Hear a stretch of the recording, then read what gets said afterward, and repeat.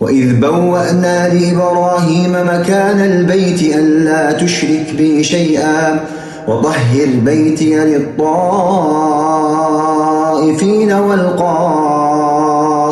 والركع السجود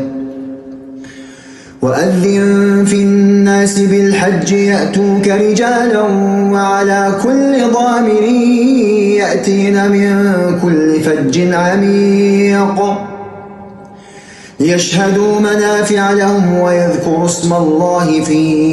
أيام معلومات على ما رزقهم من بهيمة الأنعام فكلوا منها وأطعموا البائس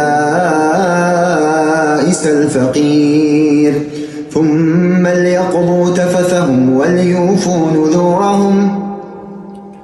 وليطوفوا بالبيت العتيق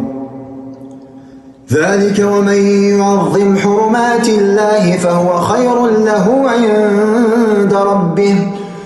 وأحلت لكم الأنعام إلا ما يتلى عليكم فاجتنبوا الرجس من الأوثان واجتنبوا قول الزور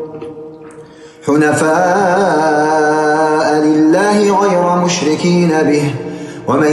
يشرك بالله فكأنما خر من السماء فتخطفه الطير أو تهوي به الريح في مكان سحيق ذلك ومن يعظم شعائر الله فإنها من تقوى القلوب لكم فيها منافع إلى أجل مسمى ثم محلها إلى البيت العتيق